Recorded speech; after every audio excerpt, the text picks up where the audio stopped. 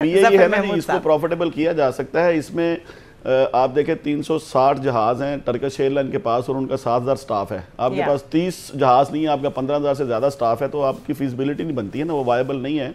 आप इसमें जो है ना वो एक ऐसी स्ट्रेटजी बनाएं जो बिजनेस स्ट्रेटजी होती है, तो ये आपकी एयरलाइन एक साल में प्रॉफिट में जा सकती है। इसको एक प्लानिंग के तहत दारों को डाउन किया जाता है और ये इसके पीछे एक बड़ा फिनोमेना है, मैं उसमें नहीं जाना चाहता। मगर पीआईए एक ऐसा अदारा है जिसको सही मानों में चलाया जाए तो ये 2 साल के अंदर अपने लॉस उतार के प्रॉफिट में जा सकता है, कोई इसमें दो राय नहीं है।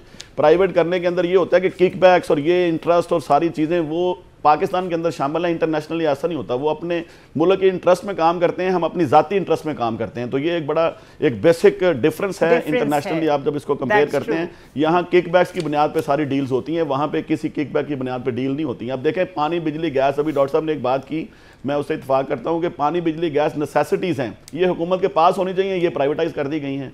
तो अब ऐसी चीजें जब होंगी जिसके ऊपर आपको प्राइस पे कंट्रोल नहीं होगा। पाकिस्तान के अंदर सबसे बड़ा मसला है क्वालिटी और प्राइसिंग का, जिसकी कोई मिनिस्ट्री नहीं है, कोई उसके ऊपर इंप्लीमेंटेशन नहीं है। जो मर्जी अपनी मर्जी प्राइस, अभी किसी दोस्त ने कहा कि प्राइसिंग जो है वो अपनी मर्जी से हर जगह अपना एक स्टॉक एक्सचेंज बनी हुई है, वो अपनी प्राइसेस निकालते हैं। तो प्राइस का कंट्रोल नहीं है, क्वालिटी का कंट्रोल नहीं है पूरे मुल्क में। दो चीजें हैं और इसके लिए सबसे अहम जो चीज है, सॉरी मैं आपका 1 मिनट दूंगा, और अफगान जंग के बाद हमारे मसाइल बढ़ते शुरू हो गए और हमने उसको कंट्रोल नहीं किया। इस वक्त सबसे बड़ा जो हमारा मसला है ना वो R&D का है कि जी हमें पता ही नहीं, एक साल में हम गंदम इंपोर्ट भी कर रहे हैं, एक्सपोर्ट भी कर रहे हैं, चीनी इंपोर्ट भी कर रहे हैं, एक्सपोर्ट भी कर रहे हैं। तो कोई रिसर्च एंड डेवलपमेंट के ऊपर कोई वर्किंग नहीं है कि हमने क्या प्रोड्यूस करना है, किसकी हमें ज़रूरत है, किस चीज़ की हमें ज़रूरत नहीं है, कौन सी सरप्लस है, कौन सी हमारे पास शॉर्टेज है।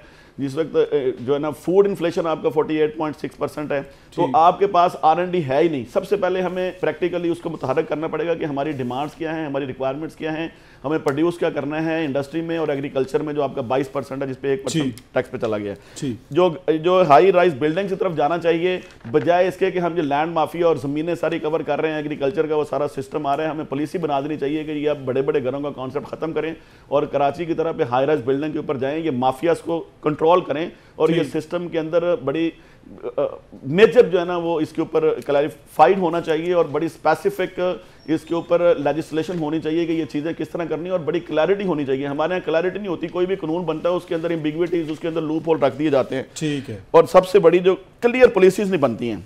बिजनेस और ये आपके जो हल है वो सिर्फ एक ही चीज में है कि बिजनेस एक्टिविटी जनरेट करेंगे तो मुल्क की मईशत चल सकती है। बिजनेस एक्टिविटीज हमने ट्रेड बेस्ड इकोनॉमी की तरफ ले गए मुल्क को, हमें चाहिए कि बिजनेस एक्टिविटी जनरेट करें, मैन्युफैक्चरिंग की तरफ लेके आए, उसके लिए लॉन्ग टर्म पॉलिसीज प्लानिंग और जो है ना कॉन्फिडेंस दे बिजनेस कम्युनिटी को, जिससे आप जनरेट कर सकते हैं। इसके अलावा कोई हल नहीं है कि आप कर्जे लें और फिर खा जाएं, कर्जे लें और खा जाएं और आपकी एक्टिविटी और जनरेशन हो नहीं रही कोई अपना इसके अंदर।